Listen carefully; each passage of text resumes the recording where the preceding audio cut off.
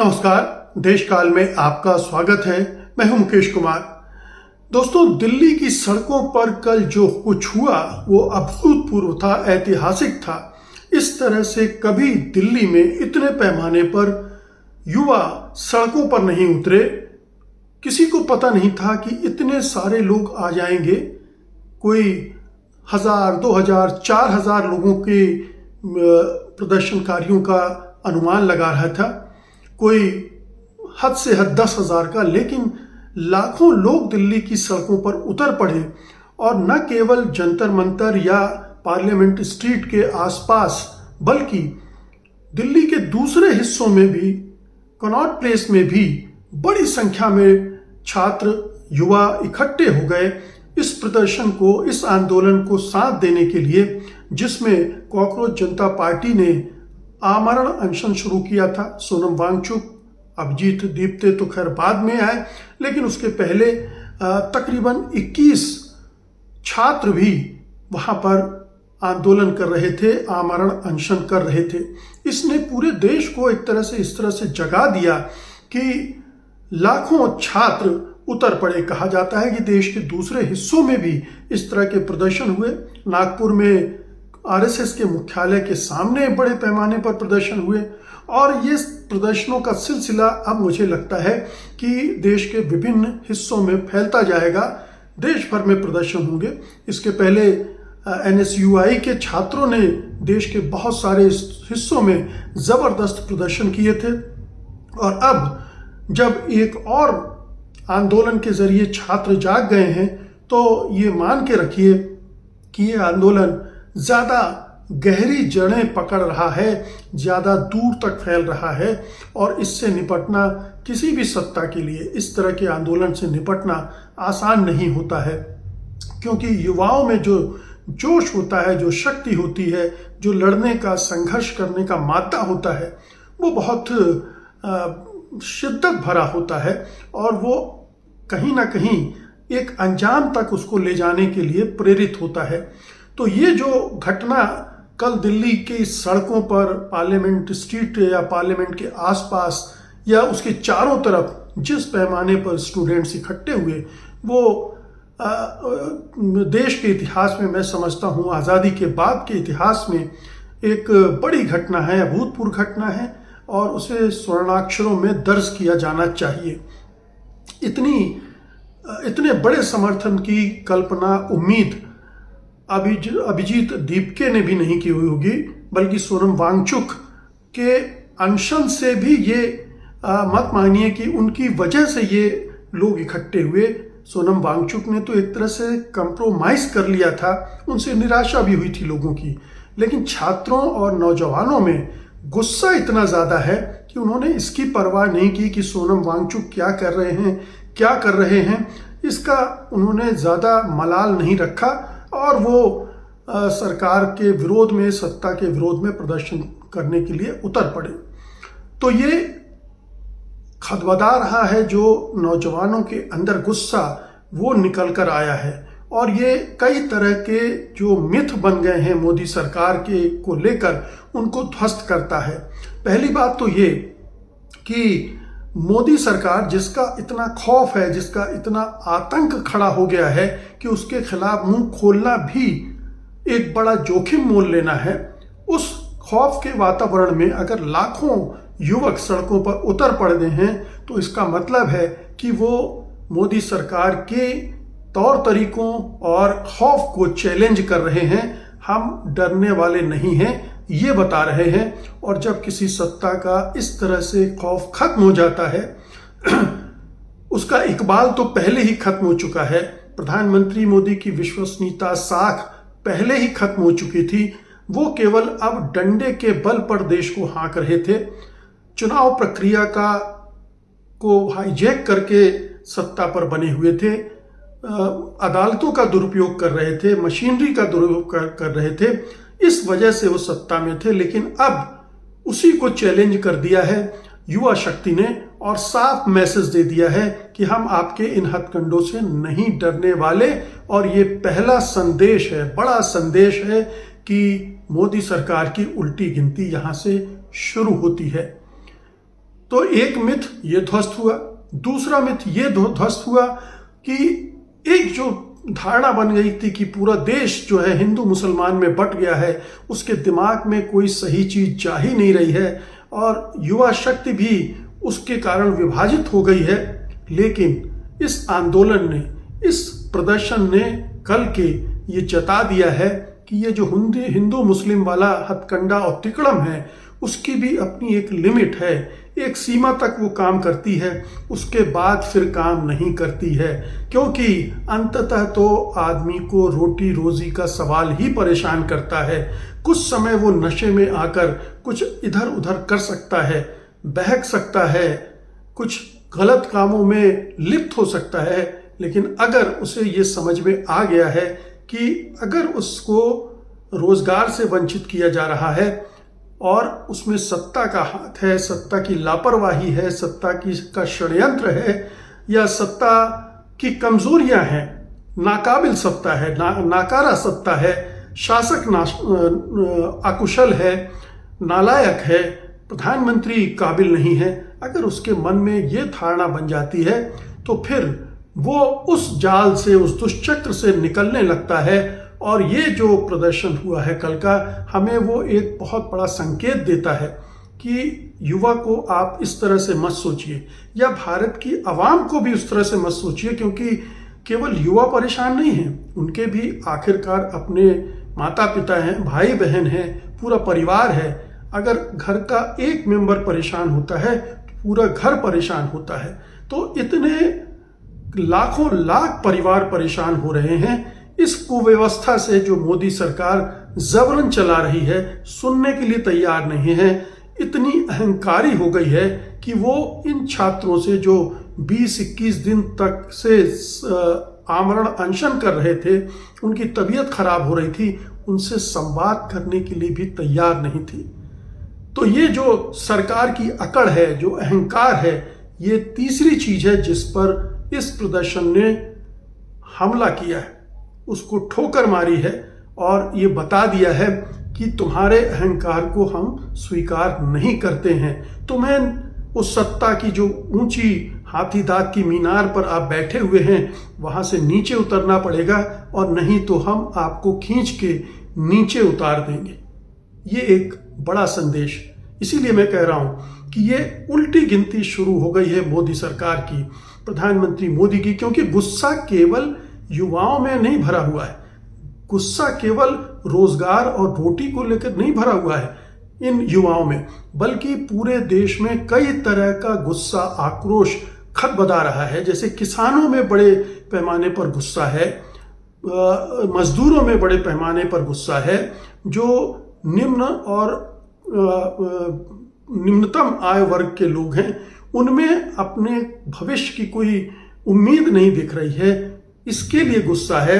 सरकार लगातार बेवकूफ बना रही है, सरकार झूठ बोलती है, सरकार भरमाने का काम करती है, सरकार छल छद्म से सत्ता को बनाए रखने में जुटी हुई है। ये सारी चीजें अब धीरे धीरे करके देश के आवाम को समझ में आ रही है और इसीलिए वो एक मन बना रहा है, एक उसने किसी एक निष्कर्ष पर पहुंच रहा है और इसमें उसको वक्त लगा, 12 साल 13 साल का वक्त लग गया, लेकिन ये वक्त उसने देखा आजमाने में कि जो दावे 2014 के पहले मोदी किया करते थे क्या उनको पूरा करने में सक्षम है, जो जिस तरह के वक्तव्य वो दिया करते थे क्या उनकी कसौटी पर वो खुद खरे उतरेंगे। यही प्रधानमंत्री थे जो 2014 के पहले युवाओं के असंतोष को सही ठहराते थे, सत्ता के खिलाफ उन्हें खड़े होने के लिए उकसाते थे, लेकिन आज वही युवक जब उनके सामने खड़ा है तो वो पार्लियामेंट से चुपचाप भाग निकलते हैं कि कहीं युवाओं का सामना न करना पड़ जाए। अपनी सुरक्षा व्यवस्था के घेरे से वो चुपचाप निकल जाते हैं। अभी तक प्रधानमंत्री मोदी ने, सोचिए कि महीने भर से ये हलचल मची हुई है और अभी तक उन्होंने कुछ भी नहीं कहा है छात्रों की समस्याओं को लेकर, छात्राओं की मांगों को लेकर। ये कितनी निर्दयी सरकार है, कितनी क्रूर सरकार है जो अपने ही देश के नौजवानों को, छात्रों को सुनने के लिए तैयार नहीं, उनको संबोधित करने के लिए तैयार नहीं। ये प्रधानमंत्री की अपनी निजी क्रूरता है, निजी निर्दयता है, क्योंकि ये सरकार मतलब मोदी है, मोदी जी ही सर्वे सर्वा है इस सरकार के, और किसी व्यक्ति की कोई हैसियत नहीं है। इसका मतलब है कि इस सरकार का चरित्र मोदी के चरित्र के हिसाब से ढला हुआ है, और ये मोदी की नाकामी है, प्रधानमंत्री मोदी की असफलता है कि, और प्रधानमंत्री मोदी का अहंकार है, अकड़ है कि वो क्यों झुकेंगे। अरे अपने देशवासियों के सामने झुकने में क्या हर्ज है। आप घर के एक तरह से मुखिया हैं, अगर घर के सदस्य परेशान हैं, आपके दरबार में गुहार लगा रहे हैं, आपसे कुछ मांगे कर रहे हैं, कुछ विनती कर रहे हैं, कुछ निवेदन कर रहे हैं, तो आप नहीं सुनेंगे तो कौन सुनेगा। आप सुनने के लिए तैयार नहीं, आप उनसे बात करने के लिए तैयार नहीं हैं। और आपने किसान आंदोलन में जो कुछ अपनी फजीहत कराई थी, उसके बाद भी आपने कोई सबक नहीं सीखा। आप हर आंदोलन को इसी तरह से ट्रीट करना चाहते हैं, उसे देशद्रोही घोषित करना चाहते हैं, उसे पाकिस्तानी घोषित करना चाहते हैं, उसे हिंदू द्रोही घोषित करना चाहते हैं। लेकिन ये जो आंदोलन है, इसमें आपको वो एंगल मिले नहीं। आप फंस गए मोदी जी। आपने सोचा था इसको कहीं सोरोस से जोड़ दें, कहीं डीप स्टेट से जोड़ दें, कहीं इसको षड्यंत्र का हिस्सा बता दें, कहीं इसको पाकिस्तान से जोड़ दें। इस तरह के जो नरेटिव आप इस तरह के आंदोलनों को लेकर बनाते रहे हैं, जो आपने किसान आंदोलन के दौरान किया भी था, वो नरेटिव यहाँ आप नहीं बना पाए। और इसलिए भी नहीं बना पाए कि आप बनाते भी तो वो काम नहीं आते, क्योंकि वो सारे नरेटिव की असलियत अब देश जान चुका है। देश समझ चुका है कि जब भी कोई आवाज़ उठती है, कोई सवाल करता है, कोई जायज़ मांग करता है, तो आपकी सरकार उसे बदनाम करने का खेल शुरू कर देती है। एक दुष्प्रचार अभियान आपकी सरकार, आप, बीजेपी, आईटी सेल, पूरा संघ परिवार उनको बदनाम करने में जुट जाता है। लेकिन बदनामी तो आपकी लगातार हो रही है। जो राम मंदिर में हुआ, जिसकी वजह से आप इतने अपने आप को महान समझने लगे थे, उस राम मंदिर की चोरी ने आपके उस पूरे मुखौटे को नोच के फेंक दिया है।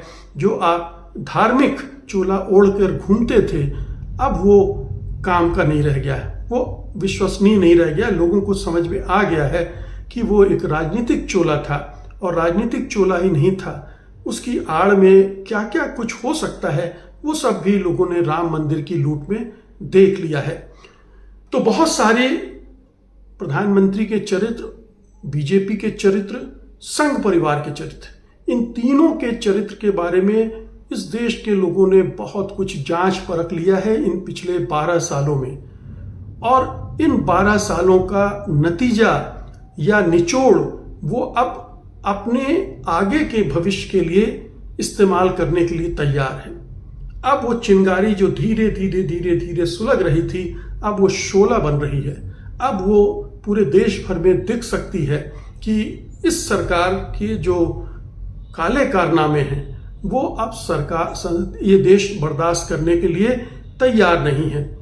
इसलिए अब अगर वो इस मौके पर धर्मेंद्र प्रधान का इस्तीफा स्वीकार भी कर रहे हैं, कर लेते हैं, तो उससे क्या फर्क पड़ना है, क्योंकि लोगों के अंदर ये गुस्सा भर गया है और वो यही जानते हैं कि बड़ा परिवर्तन जब तक नहीं होता है, जब ये अब मामला केवल परीक्षाओं के साफ सुथरे ढंग से होने तक सीमित नहीं रह गया है, पेपर लीक होने तक नहीं रह गया, अब ये मामला बहुत बढ़ गया है।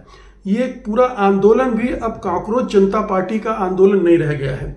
अब ये सोनम वांगचुक और अभिजीत दीपके भी अब इस आंदोलन के नेता उस तरह से नहीं रह गए, क्योंकि उनके अब ये जन आंदोलन बन गया है, जनता का आंदोलन बन गया है, युवाओं का आंदोलन बन गया है। और जब ऐसा होता है तो एक बाढ़ सी आती है जो सारे दरवाजों को तोड़कर बह जाती है।